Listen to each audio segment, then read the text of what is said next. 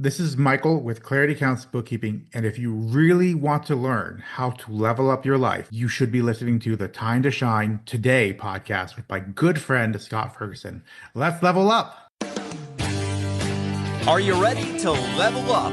Do you wish to live a life of options and not obligations? You've come to the right place. Thank you for stopping on by to hear knowledge nuggets from Coach Fergie and his top tier guest to help you lean into your ultimate human potential. Now, let's level up with Coach Fergie. Hey, Time to Shine Today podcast Varsity Squad. Welcome back to another powerful edition of Time to Shine Today podcast. I'm your host, Coach Fergie, blessed to be your GAP coach, specializing in peak performance, mental conditioning, working with business leaders, entrepreneurs, entertainers, athletes, C-suite, and students to help them bridge their success gap to live a life of options and not obligations. On this platform, we are stoked to bring you high performers who are not just chasing and attaining success, but redefining it through providing above and beyond service. And squad, the coaching nugget this week, I just had a couple clients that are coming through where they're not tracking their thing. So if you don't track it, you can't command it. I tell my coaching clients a lot, you don't rise to the level of your goals, you fall to the level of your systems. And in business, your financial tracking system is either sharpening your edge or quietly dulling it while you stay busy and call it progress. I had this coaching client pretty recently, high performer, grinder, always in motion, clients coming in, calendar full, energy high. On the surface, he was winning. But when he finally pulled back the curtain on his numbers, the truth hit hard. Certain jobs were costing more than they paid. Time was bleeding out. Cash flow was tight for no reason he could explain. He wasn't running a business. He was sprinting on a treadmill going nowhere. Once we started tracking real job costs, real margins, real cash flow, everything changed. Confidence went up. Decisions got sharper. Stress went down. He didn't need more hustle. He needed more clarity. That's the truth. Discipline isn't just in the gym or on the track or on the mat. It's in your numbers. Neutral thinking isn't just for performance under pressure. It's for looking at your finances without ego. Ownership isn't just a mindset. It's knowing exactly what's happening in your business, not guessing. If you don't track it, you can't command it. And today we're bringing on a guest who lives in that world every single day. He's a good friend that was referred to me by another awesome sauce networking phenom, Dana Alferovic. But we need to buckle up today because we're diving into the side of the business that can either make you wealthy or quietly bleed you dry while you think you're winning. My guest, again, Michael Rincon, is a certified QuickBooks online ProAdvisor and founder of Clarity Counts Bookkeeping. He works with service-based business owners who hustle hard, land clients, deliver great work, yet still wonder where the money actually went. Michael helps business owners track true job costs, commissions, and cash flow leaks so they stop unknowingly working for free. If your books are behind, tax season feels painful, or your current bookkeeping support is unreliable, my guy Michael is the one that will bring clarity, structure, and control. Clean books, smart decisions, tax-ready confidence, sustainable growth. So Varsity Squad, let's welcome my good friend Michael Rincon. Michael, thank you so much for coming on. Please introduce yourself to the Time to Shine Today podcast Varsity Squad. But first, what's your favorite color and why? Favorite color. I don't think I have a single favorite color. I think I have multiple favorite colors. I love to combine colors together. Right on. So if I had to pick a few, it'd be like navy, burgundy, lavender, and dig it, man. Yeah, look at you. You're a handsome dude. You can rock them all. They're all in his color wheel. And complete this sentence for me real quick. Okay. If a business owners knew one thing about their numbers, they'd sleep better at night if they knew how much money they were spending on expenses, because most people don't realize a lot of it too. Yeah. Let's get to the roots of Michael. Okay. I know you and I talked off mic. You're a transplant from New York City down to the Carolinas and stuff like that. And we talked about the halfback thing, and we probably kept him on the mic way too long before starting here. But tell us a little bit about your roots. Like, what makes you qualified to really handle like millionaires, multimillionaires, or just everyday mom and pa's books? Yeah. So the short answer is I graduated with a communications degree, and I worked my way up from 10 years. So I know it's a communications degree. What are you doing in accounting? I landed as an accounting assistant at Wells Fargo, worked my way up from accounting assistant to data analyst. And so I've done lots of work that way. And when I started doing the bookkeeping stuff a couple of years ago, I've been with all kinds of clients. I've worked with startups that are brand new. I have a couple of seven-figure clients making millions of dollars. Awesome. What's really interesting is that regardless of how big the client is or how small the client is, 80% of the work is the same, and you'll see the same problems over and over. Most clients have no idea how much money they're really spending. They think they know. They're like, I have a general idea, but they don't realize how much they're spending on expenses. They don't know how much they're supposed to take home. They don't know why the marketing is not working. So it's all over the place. The problems are the same regardless of how big the size of the company is. Oh, that's so true too. I was in my real estate world, and that's where I kind of started and built whatever my version of success. And it's I would be like, oh my gosh, I'm listing $1 million property. And like my mentors would be like, dude, it's just a couple extra zeros. It's the same work. It's what you just said there. So if you made that shift from communications degree into numbers, when did you start to fall? Because you would not fall and do at the level that you do without falling in love with numbers and stuff like that. In the back of your mind, were you always a numbers kind of guy, systems guy, or what were you? No, I was never. I was actually, my plan was to be a theater major. I was going to be an actor, Oh, but that okay. didn't work out. So I realized I'm going to have to get a real job. And so communications made sense.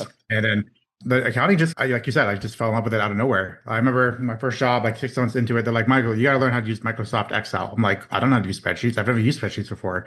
And it just happened naturally. Just, Okay. I can't tell you what it is. I don't know why.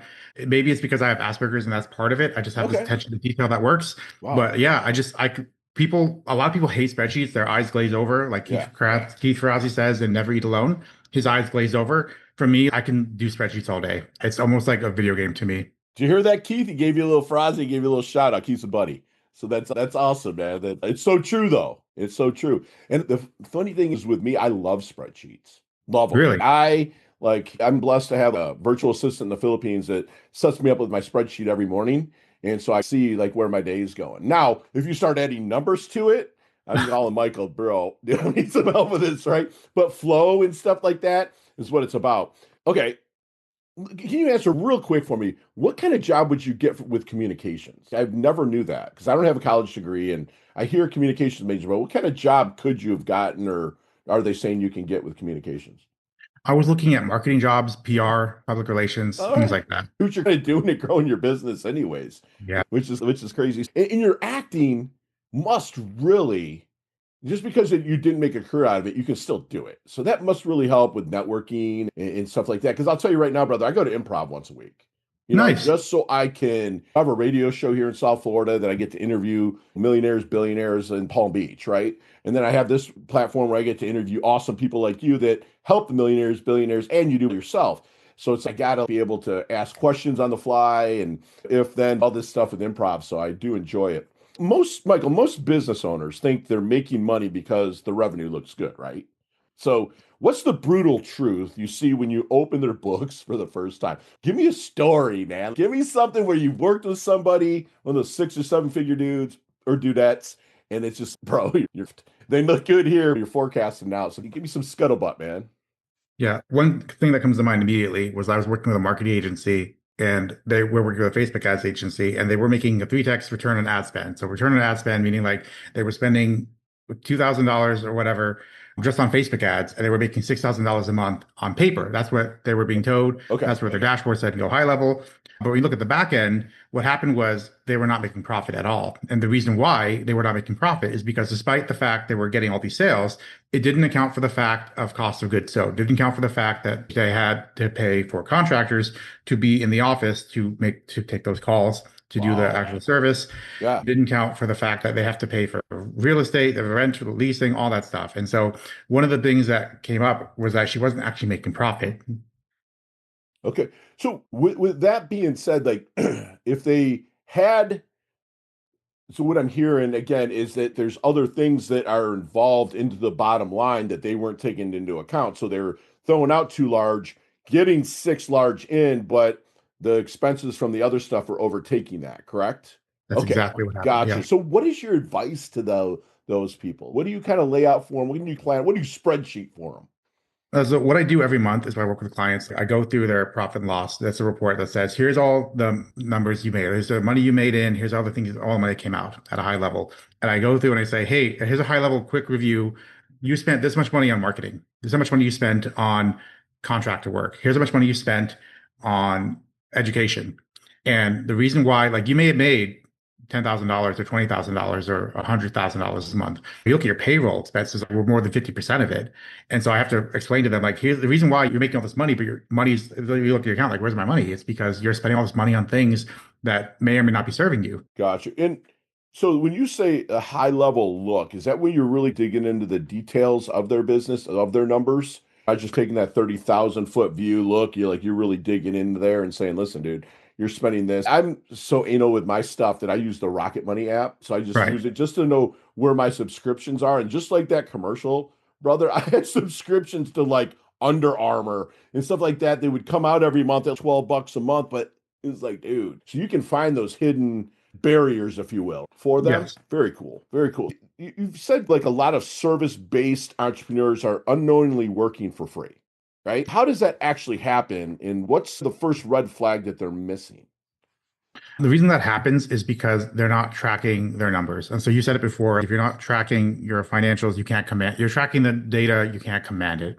And so that's Mm. what it comes down to. Say that Is again, that, man. People need to hear that. yeah, if you cannot, I'm butchering this, so I apologize. I tried to You are write this doing down. excellent, bro. Yeah, if you're not tracking your numbers, your KPIs, you can't command them. And so we're talking about financials, but this applies to everything. Everything. Yeah. Yeah. You hear that, squad? If you're not tracking your financials or your numbers in the greatest of details, you can't command anything. That goes with we're in the second week of January right now, third week of January, and people that want to lose the weight and stuff. You got to find the details because that's where the information is. So what Michael's putting out there is know your numbers. And if not, get with him and he's going to help you find them. So let's get real for a minute, Michael. What's the biggest lie? Biggest lie, biggest business owners tell themselves about their finances, and how's that lie quietly killing their growth? I feel like the biggest lie that I hear from people, from business owners, is that things will get better over time. I just need more time. I just need more money. I need more sales. I just need more time. It'll get better in the future. A quick story. This is not what happened to me. This was on the Dave Ramsey show. This is a highlight where this woman calls into Dave Ramsey and says, Dave, I don't know what to do because we got a letter saying we're going to get foreclosed on. And I have no idea why. She dug down and found out that her husband had kept getting loan after loan. And when she confronts her husband, we're so close, babe. I'm this close to making it big and making this business work. And like, Right? none of my prospects or clients have said that, but they say things that are like akin to that are like, they Yeah, believe they're like, I'm this close. dude. Which I'll show you something off later, more privately. But I was printing money in 04, 05, just with the real estate. And I had a pulse, and you pinky promised you made 200,000 a year, like you were given a home loan, right? Really buried the country. And so I was like, I would really be lax on my taxes, right? I'll be like, oh, the market's always going to go up. I can always catch up, but brother. Next thing they're leaning me, taking everything from me. And it was like a story that I've actually told on big networks. And it was a big seven-figure number, bro. I'll show you like off camera here, but it was scary, right? And the people they almost, do you find that they're almost in denial? Yes. Yeah. Okay. Yes. What kind of, when you have to put on your counselor hat or your hard hat with people, like how does that discussion go? Are you just blunt with them or do you feel the energy and talk to them like that? Or like, how are you? Because a lot of my numbers guy, I tell them, listen, I want one thing from you. I want you never to lie to me and be blunt. Don't be like saying, oh, we can do, no, like blunt. Like, how is it? Or do you put on a different hat for different people?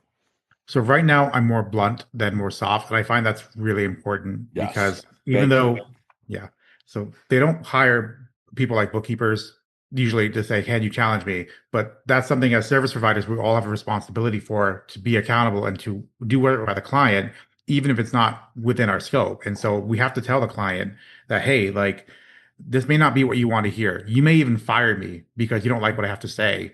But if you don't make changes, this is what's going to happen to you.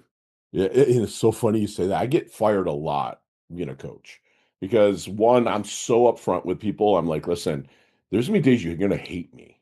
Like, because I'm not a consultant. I'm not gonna be like, if I was coaching you, Michael, I'm not gonna be like, okay, use QuickBooks this way. And I'd be like, Fergie, you're an idiot. I forgot more about this than you'll ever know. But my superpower is curiosity, where I ask the question, you're gonna come up with because everyone knows what they want. They just don't know how to talk themselves into it. So it's like you're going to come up with that solution through my curiosity, and I'm going to hold you accountable.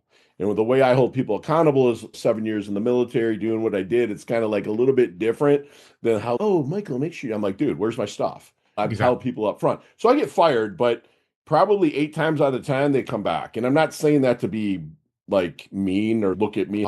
It's like they needed it. They just didn't know they needed it. So thank you for being blunt and honest with the people because it's their money, bro. Right? Yeah. It is their money. It's not their body energy that can replenish over time. It's like money, it's gone, especially those slow leaks. So when someone comes to you, Michael, with a kind of a chaotic, overdue, messy books, right? And I'm sure you've seen here. We could probably go on forever. What's the first move you make to bring order, and why do most bookkeepers really never fix their problem? Let's start. What's the first move you take to bring order into it? So I have a process, like every bookkeeper calls it something different.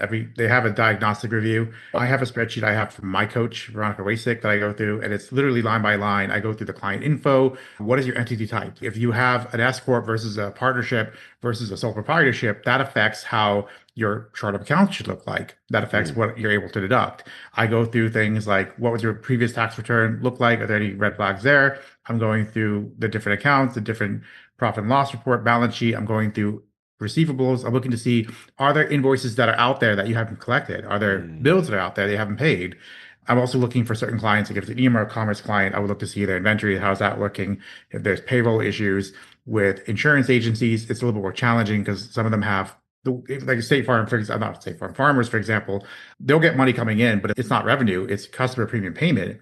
And so what, if you're not careful, you'll classify that as income, and that's going to cause problems with the whole thing. Because they'll say you're classifying something as revenue when it's not revenue, and you get taxed on that when you shouldn't be taxed on that. Right. So little things like that I go through every little detail as much as I can. Gotcha.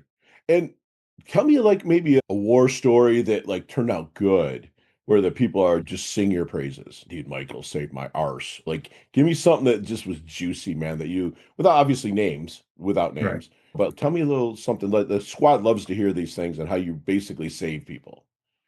I had a client last year. This was an insight for me too. So I had a client who came to me last year, and they were working with a big box accounting firm. Can't name their name, but you probably have heard of them. They have 10,000 five-star reviews. And my client came to me and she said, Michael, I had to let them go because they were inconsistent. They were not communicating with me, and they were messing up my payroll. They were inconsistent with that, which is okay, that's crazy. And I got in there, did a whole setup for them because with the big box firms, they don't use QuickBooks or FreshBooks. They have their own proprietary tool. And so what happens, you have to start all over. You have to take the data and reintegrate it into a QuickBooks tool or something like that. So you can own the data as a client. And that way, if you go to someone else, you bring someone in-house, it's always your data. So I got out with her. We took about 30 days. We got it set up completely. And her response was like, Michael, I actually got like a 10K plus tax refund. Like she actually saved money by doing this and that. She actually had a lot of money that came in because we were able to clean up a book so quickly that she didn't know. Okay. Wow. It's just what you don't know, you don't know. Right? It's how it happens.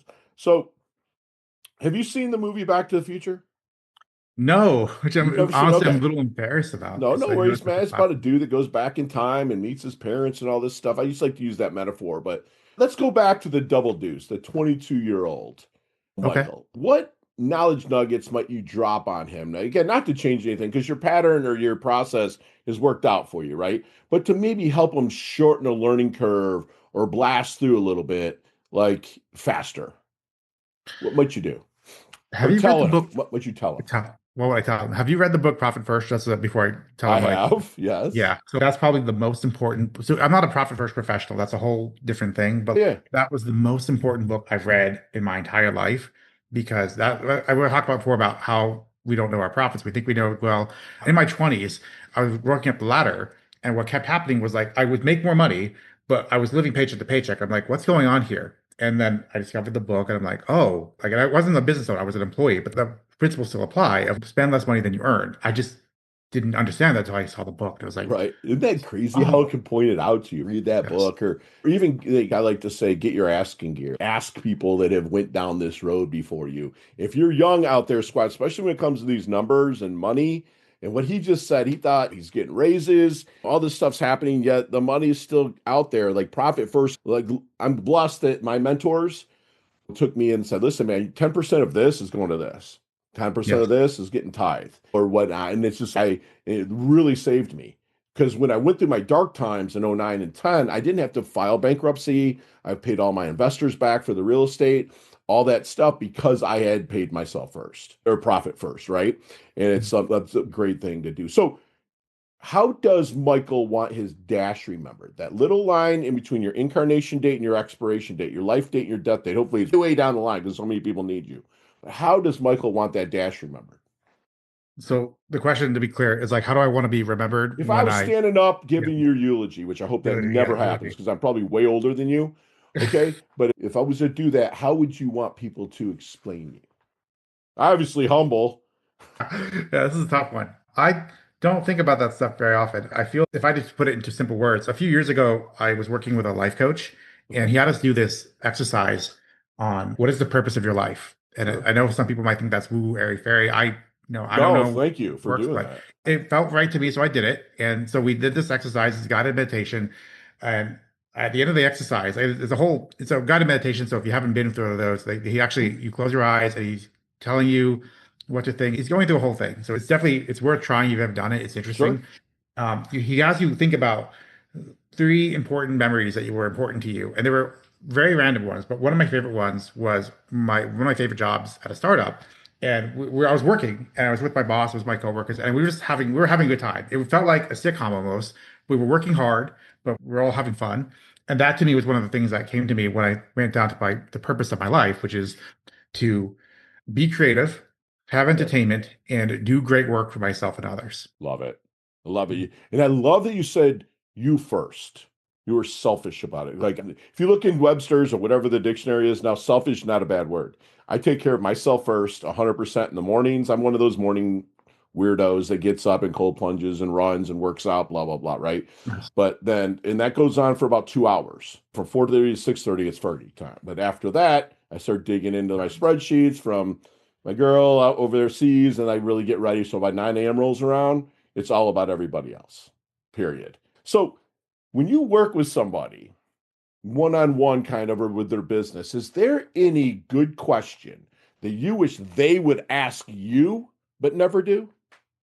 I don't know if it's a question they should ask me per Okay, se. I think it's a question they should be asking themselves, which let's is, hear it. what can I delegate? What can I take off my plate? So, like, one thing Oh, I told one of my clients, and came out of nowhere. We were talking because she was brand new, and I asked her, I told her, like, Rondi, my job is to reduce the amount of work you do. Even though I'm a bookkeeper, like, I can't do everything. I can't do all the stuff a VA can do. I can't do everything on operations. If someone does EOS, that's a whole different thing. But ultimately, I know I've done my job when I'm taking work off your plate.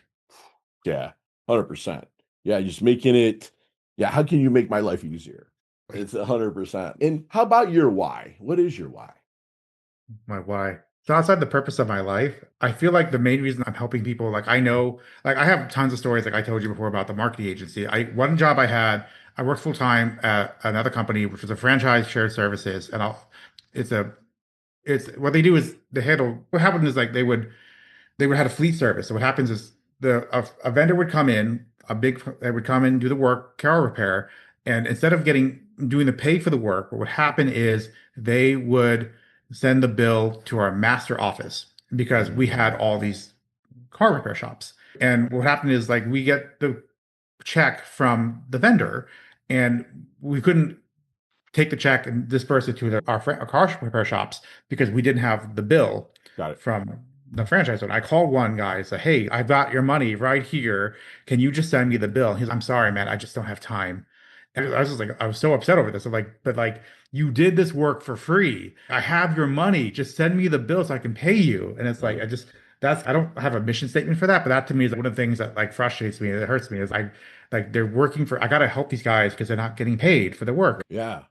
I love that. And you go across so many different platforms with businesses because it's not just, the numbers, it's the personalities, it's like everything else. And like my why is to be useful to the end of my life. I'm 50, I'll be Okay. 54 in a couple weeks. And it's just like it's just to be useful. The older you get, like right now, I'm blessed to be in those silverback years between the late 40s up to 62, 63, where it's like everyone comes to you, they take you seriously. And I love this time of my life where it's why. Hey, dude, I can help you, but then there's going to come time you're old, dude, get out kind of thing. So I love that. And that's exactly what you are. Hey, Time to Shine Today podcast, Varsity Squad. We are back. And Michael, I do make trips up to Charlotte. So next time I do, I'll have to hook up with you for a lunch or something like that where we can talk about some of these questions I'm about to ask you Okay. for 15, 20 minutes, some of them. But today you got 5 seconds with no explanations. I promise you they can all be answered that way. You ready to level up? No, but let's go. Let's go, baby. Love it. So, Michael, what is the best leveling up advice you've ever received? Damn. Think of others first. How can I be of service? How can I be of service? Thank you, dude. Thank you. That's amazing. Share one of your personal habits that contributes to your success. I like to do big three from Michael Hyatt's concept. What's the Okay. big three tasks for the day? Love it. I love it. If you see me kind of walking down the street, or maybe we're at an event or something, and you're like, man, Fergie looks like he's in his doldrums, what book might you hand me that really got your mind shifted to the way of prosperity? The su- the subtle art of not giving a fuck Give from me a Mark buck. Manson. I love it. I love it. Your most commonly used emoji when you text, if any. Thumbs up. Thumbs up. Love it. Nicknames growing up? Mikey. Like it. Love it. Any hidden talent and or superpower that you have that nobody knows about until now? I don't think so. Okay, favorite app besides QuickBooks? Favorite app. Oh, that's tough. Probably school right now. The Okay, school I app. love Which is school. learning. Awesome. Yeah. Love it. Any chess checkers or Monopoly? Monopoly every Okay. time. Headline for your life? Headline for my life. How bad do you want this? Yes. Any superstitions you buy into? No, I don't think so. Me Nothing neither. comes to mind. Go to ice cream flavor. Pistachio. All right. There's a sandwich called the Mikey Rincon. Build that sandwich. What are we eating? What's on the sandwich? Oh man, it's gonna be a cheeseburger, bacon cheeseburger with barbecue sauce, onion rings. We're buddies, dude. You gotta find us a place there in Charlotte. Love it. Love it. Time machine you have for one day. Would you go 20 years in the future or any time in the past to visit for one day? Oh, anytime in the past. I probably go to the past. Me too. Me too. There's a kegger back in '89. I'd like to go back and hang out at, listen to some long hair music and stuff back then. Nice. Just enjoy it. Love it. Because I don't want to know what's going to happen, man. I want to manifest my stuff. Favorite charity and organization you'd like to give your time and or money to? I don't have a favorite charity at the moment. Okay. It's something I got to work on. Very good. Last question. You can elaborate on this one a little bit, but the best decade of music, 60s, 70s, 80s, or 90s? That's tough. I grew up in the 90s. So like Okay. before we had iPhone. So Oh, that was to me like the perfect time, I think. Because I don't have the experience in the older generations, but to me it's like family time is really important to me. Like you have to me spend too, time bro. with your parents, hang out Yeah. for dinner, watch TV, board games. We don't do that anymore. And Yeah. I think it's done a lot more harm than we realize. Yeah, it has. It has. It's like people don't know how to be alone either. Like they're without that crack in their hand, that Exactly. Mark Zuckerberg came up with. I always joke and say Zuck is the biggest crack dealer or drug dealer ever, It's with true. bringing It's true. Facebook and stuff out, Really right? true. I mean, it's all a decision on our part, but it's the truth that dopamine hits, and dopamine hits, which takes away from your fertility, which takes away from making babies, which takes away from population. It's like crazy, right? The stuff. I know it sounds like conspiracy, but it's so crazy about you and I grew up. Like I grew up in the 80s, you in the 90s, and it was fun, dude. You get on your bike, ride somewhere, Yeah. listen to some good music, get ice cream, maybe toilet paper someone's house, doing fun stuff, right? So you're not doing harm, but just doing fun stuff. So, Michael, my friend, how can we find you, brother? Best way to find me is on Facebook or LinkedIn. Just look up Michael Rincon. I'm also on my website's claritycountsbookkeeping.com. That's how the best to find me on social right now. Okay. Let me just see something here, squad. Let me just see, guys. Hang on. And this is Michael's. If you're watching Vimeo or YouTube, this is Michael's LinkedIn. And then his website is Clarity Counts Bookkeeping, claritycountsbookkeeping.com. You guys, his LinkedIn, he's got his Facebook and his Instagram, which I did see you do offer a kind of a 15-minute kind of discussion over people's books that are free, right? That's correct. Did It's you do? free. Okay. So, and what's the number for that? Or did you Oh, just it's just reach out? Oh, you reach out on Instagram or one of the or posts you social. just said bookkeeping or something like that. You said to put in the message to you or something. I think so. That was something I was testing with social media. The best way to do it is just connect me on social to say you saw me on a podcast, saw my post. That's right now, or I have a calendar link as well on the Got it. website on social media. Yeah, Got it, squad. So if you're listening, reach out through one of his socials, which will all be in the show notes, and then just put in they saw him on Fergie's podcast or Time to Shine Today podcast, You'll get that 15 minutes just to oversee it and get a higher view of stuff so Michael can tell you, hey, you're on the right course, or dude, you need some help. So, Michael, do me one last solid and leave us with one last knowledge nugget that we can take with us, internalize, and take action on. I'm going to repeat this. I know it's yours, but it's really powerful. If you're not tracking it, you can't command it. Love it. Yeah, it's something that was told to me. I regurgitate everything I say. So anything that I talk about with coaching, my second book that's coming out is called Regurgitate. What I do is I go through each one of my podcast interviews and I regurgitate my thoughts from them. If you look at Tony Robbins, right? Yeah. He regurgitates Jim Rohn, who regurgitates Earl Nightingale, all the way back to Aristotle and Socrates and Seneca. So it goes like all the way back. So I love it. So if you can't track it, you can't control it. Love it. So squad, I want you to get, especially at the beginning of the year, and we're kind of launching, you got to have people that are going to protect your numbers. You're going to have people that are going to protect your companies. And Michael said that 80% of the companies, no matter how big the client is, the work's still the same. It's like the work towards the numbers is the same, right? So just remember, just if you're small, let's start now. Let's get with someone like Michael now to make sure that you're on the right track for the upper trajectory, because he's going to notice things that you're going to miss. I promise you. I missed a ton. And what we talked about, if you're not tracking it, you can't really command it. And so track what you have in life. I'm sure if you're working out right now, because it's the beginning of the year, I'm sure you're tracking everything, and hopefully you continue to do it. But no matter what, always track your numbers. He wants you to look and see what you can delegate out. What's not working for you, if you're taking up too much of your time, delegate. It was one of the hardest things I've ever had to do, because I like to have my thumb in everything, but I'm not serving to the best of my ability if I don't delegate it. A good friend, Michael, is living a life of options and not obligations. See him out there doing what he loves in the service of people that loves what he does. He does things for the intention, not the attention. You don't see him like, oh, dude, you can have this awesome Lambo if you hire me or not. Oh, dude, he actually cares about your numbers. He's digging in. Someone like that's planting trees he's never going to sit in the shade of. And those are the people that we love in our inner circle, because like I always say, you will never outperform your inner circle. So the people you keep close will keep you on track. And Michael, you're someone that people needs in their life to keep them on track. You level up your health, you level up your wealth.